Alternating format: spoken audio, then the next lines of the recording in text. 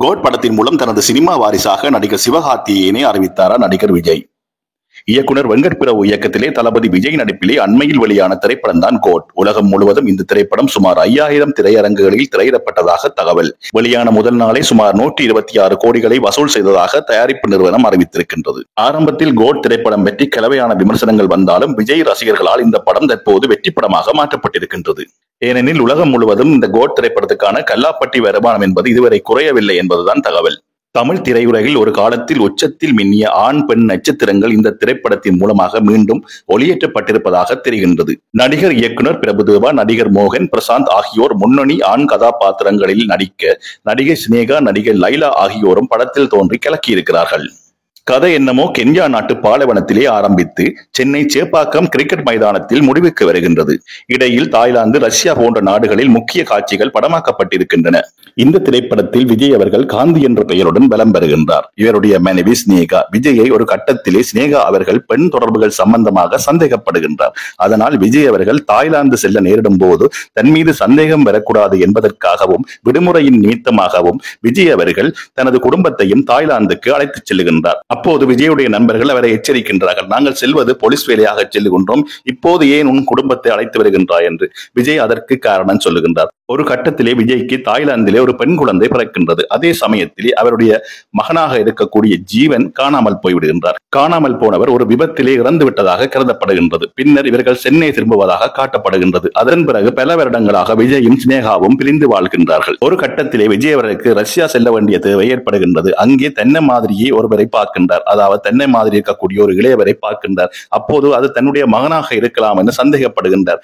உண்மைதான், அது அவருடைய மகன் தான். விஜயனுடைய மகன் ஜீவன் அங்கே தான் ஒரு கும்பலிடம் மாட்டி இருப்பதாகவும் அந்த கும்பல் மிகவும் பொல்லாதவர்கள் எனவும் சொல்லுகின்றார். ஒருவாறு விஜய் அவர்கள் தனது மகனையும் இந்தியா அழைத்துக் கொண்டு வருகின்றார். அதன் பின்னர் நடக்கக்கூடிய அத்தனை விடயங்களும் பல ட்விஸ்டுகளை சுமந்து இந்த கதையை நகர்த்தி செல்லுகின்றது. படத்தின் இடைவேளைக்கு பிறகு முற்றுமுழுதாக தளபதி விஜய், இளைய தளபதி விஜய் அதாவது ஜீவன் விஜய் ஆகியோருக்கு இடையான மோதலாகத்தான் இறுதி வரை கதை நகர்கின்றது. வழமையான திரைக்கதைகளில் வரும் கிளைமேக்ஸ் காட்சிகளை விட கோட் படத்திலே அதிக நேரத்தை எடுத்துக் கொண்டிருக்கின்றது கிளைமேக்ஸ் காட்சிகள். இருப்பினும் தொய்வுகள் இல்லாமல் கதை நகர்கின்றது. இளைய தளபதியாக இருக்கக்கூடிய ஜீவன் விஜய் செய்யும் நாசகார வேலைகளுக்கு அவருடைய தந்தையாக இருக்கக்கூடிய தளபதி விஜய் என்ன பதிலடி கொடுக்கிறார், இறுதியில் என்ன நடக்கிறது என்பதுதான் இந்த கதையை கடைசி வரை எதிர்பார்ப்போடு நகர்த்தி செல்கின்றது. படத்தின் கிளைமேக்ஸில் சென்னை சேப்பாக்கம் மைதானத்தில் மிக முக்கியமான IPL ஆட்டம் நடைபெறுவதாக காட்டப்படுகின்றது.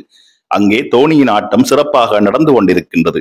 அப்போதுதான் கௌரவ வேடத்திலே சிவகார்த்திகேயன் வருகின்றார். அப்போது படத்தின் வில்லனாக இருக்கக்கூடிய மோகனை விஜய் தனது கட்டுப்பாட்டில் வைத்திருந்தபடி சிவகார்த்திகேயனை சந்திக்கின்றார்.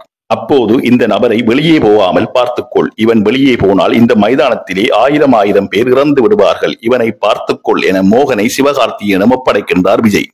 அந்த பொறுப்பை ஏற்பதற்கு முதலில் சிவகார்த்திகேயன் மறுப்பு தெரிவிக்கின்றார். பின்னர் நிலைமையின் உண்மைத்தன்மையை உணர்ந்தவராக, இப்படியானவரை விட்டுவிட்டு உங்களுக்கு வெளியே இன்னும் ஒரு வேலை இருக்கிறது என்றால் உங்களுக்கு இதைவிட முக்கியமான வேலை ஒன்று கட்டாயம் இருக்கும், நான் மோகனை பார்த்துக் கொள்கிறேன் என கூறி மோகனை பொறுப்படுத்திக் கொள்கிறார் சிவகார்த்திகேயன். அதாவது சினிமாவை விட்டு நான் அரசியலுக்கு போகிறேன், நான் இதுவரையில் சினிமாவில் இருந்த இடத்தை நீதான் தக்க வைத்துக் கொள்ள வேண்டும், அந்த இடம் உனக்கானது என்ற குறியீட்டு பாணியில் கதை அமைக்கப்பட்டிருப்பதாகத்தான் தெரிகின்றது. படத்தின் ஆரம்பத்தில் மதுபான நிலையத்தில் பாடல் காட்சி ஒன்று இடம்பெறும். அதில் செம்பையன் எனப்படும் மது போத்தலை திறக்கவா என விஜய் கேட்பார். அதற்கு பிரபுதேவா ஓடி வந்து என்ன சொன்னாய், எனக்கு கெம்பையன் என்று கேட்டது என சொல்வார். அதற்கு விஜய் இல்லை, நான் சொன்னது செம்பையன் என சொல்லிவிட்டு சிரிப்பார். அதாவது கெம்பையன் என சொல்லப்படும் பரப்புரை அல்லது பிரச்சாரத்தை திறக்கவா என பிரபுதேவா கேட்க அதற்கு விஜய் மறுப்பு தெரிவிப்பது போல காட்சி அமைக்கப்பட்டிருக்கின்றது. இந்த ஒரு விடயத்தை தவிர விஜயின் அரசியல் பற்றி வேறு எந்த இடத்திலும் எந்த மூச்சும் விடவில்லை படக்குழுவினர். எப்படியும் தமிழக வெற்றி கழகத்தின் தலைவராக இருக்கக்கூடிய விஜய் தனது அடுத்த படமான வினோத் இயக்கத்தில் நடிக்கும் படத்தில் தனது அரசியல் கொள்கையை குறியீடுகளாக சொல்வார் என நம்பலாம். கோட் படத்தில் வரும் விஜய் ஒரு இக்கட்டான சூழ்நிலையிலே தனது மகளை நீ யாரோட ஃபேன் என கேட்பார். அவரும் தான் தல ஃபேன் என சொல்வார். அப்போது அந்த இடத்திலிருந்து, அந்த ஆபத்திலிருந்து இருவரும் தப்பி விடுவார்கள். இந்த காட்சி கூட அரசியலுக்கு செல்லும் விஜய் அஜித் ரசிகர்களை தன் பக்கம் இழுக்கும் முயற்சியாகத்தான் தெரிகின்றது. படத்தின் தொழில்நுட்பங்களில் குறைகள் இருப்பதாக தெரியவில்லை. வளமையான விஜய் படம் என்றால் திரையரங்கை விட்டு வெளியே செல்லும் போது ஏதோ ஒரு பாட்டு வாயில் முணுமுணுத்தபடி இருக்கும். ஆனால் இந்த கோட் திரைப்படத்தில் விஜய் ரசிகர்களுக்கு அந்த கொடுப்பனவு கிடைக்கவில்லை என்றுதான் சொல்ல தோன்றுகின்றது. கோட் படத்தின் மூலம் தனது சினிமா வாரிசாக நடிகர் சிவகார்த்திகேயனை அறிவித்தாரா நடிகர் விஜய். இயக்குனர் வெங்கட் பிரபு இயக்கத்திலே தளபதி விஜய் நடிப்பிலே அண்மையில் வெளியான திரைப்படம் தான் கோட். உலகம் முழுவதும் இந்த திரைப்படம் சுமார் 5000 திரையரங்குகளில் திரையிடப்பட்டதாக தகவல். வெளியான முதல் நாளே சுமார் 126 கோடிகளை வசூல் செய்ததாக தயாரிப்பு நிறுவனம் அறிவித்திருக்கின்றது. ஆரம்பத்தில் கோட் திரைப்படம் பற்றி கலவையான விமர்சனங்கள் வந்தாலும் விஜய் ரசிகர்களால் இந்த படம் தற்போது வெற்றி படமாக மாற்றப்பட்டிருக்கின்றது. ஏனெனில் உலகம் முழுவதும் இந்த கோட் திரைப்படத்துக்கான கல்லாப்பட்டி வருமானம் என்பது இதுவரை குறையவில்லை என்பதுதான் தகவல். தமிழ் திரையுலகில் ஒரு காலத்தில் உச்சத்தில் மின்னிய ஆண் பெண் நட்சத்திரங்கள் இந்த திரைப்படத்தின் மூலமாக மீண்டும் ஒளியேற்றப்பட்டிருப்பதாக தெரிகின்றது. நடிகர் இயக்குனர் பிரபுதேவா, நடிகர் மோகன் பிரசாந்த் ஆகியோர் முன்னணி ஆண் கதாபாத்திரங்களில் நடிக்க நடிகை சினேகா, நடிகர் லைலா ஆகியோரும் படத்தில் தோன்றி கலக்கியிருக்கிறார்கள். கதை என்னமோ கென்யா நாட்டு பாலைவனத்திலே ஆரம்பித்து சென்னை சேப்பாக்கம் கிரிக்கெட் மைதானத்தில் முடிவுக்கு வருகின்றது. இடையில் தாய்லாந்து, ரஷ்யா போன்ற நாடுகளில் முக்கிய காட்சிகள் படமாக்கப்பட்டிருக்கின்றன. இந்த திரைப்படத்தில் விஜய் அவர்கள் காந்தி என்ற பெயருடன் பலம் பெறுகின்றார். இவருடைய மனைவி சினேகா. விஜயை ஒரு கட்டத்திலே சினேகா அவர்கள் பெண் தொடர்புகள் சம்பந்தமாக சந்தேகப்படுகின்றார். அதனால் விஜய் அவர்கள் தாய்லாந்து செல்ல நேரிடும் போது தன் மீது சந்தேகம் வரக்கூடாது என்பதற்காகவும் விடுமுறையின் நிமித்தமாகவும் விஜய் அவர்கள் தனது குடும்பத்தையும் தாய்லாந்துக்கு அழைத்துச் செல்லுகின்றார். அப்போது விஜயுடைய நண்பர்கள் அவரை எச்சரிக்கின்றார்கள். நாங்கள் செல்வது போலீஸ் வேலையாக செல்லுகின்றோம், இப்போது ஏன் உன் குடும்பத்தை அழைத்து வருகின்றாய் என்று.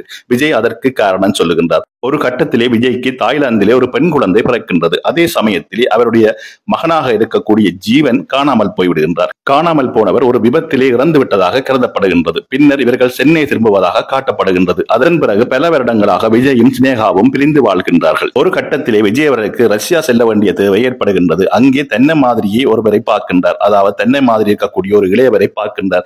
அப்போது அது தன்னுடைய மகனாக இருக்கலாம் என்று சந்தேகப்படுகின்றார்.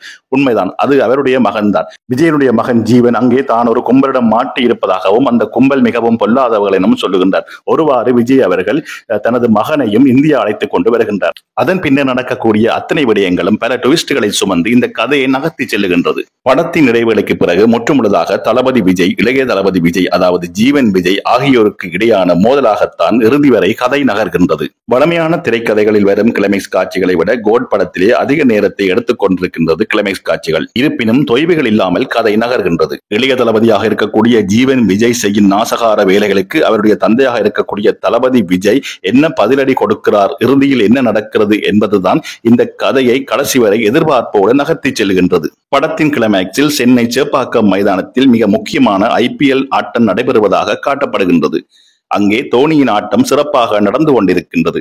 அப்போதுதான் கௌரவ வேடத்திலே சிவகார்த்திகேயன் வருகின்றார். அப்போது படத்தின் வில்லனாக இருக்கக்கூடிய மோகனை விஜய் தனது கட்டுப்பாட்டில் வைத்திருந்தபடி சிவகார்த்திகேயனை சந்திக்கின்றார்.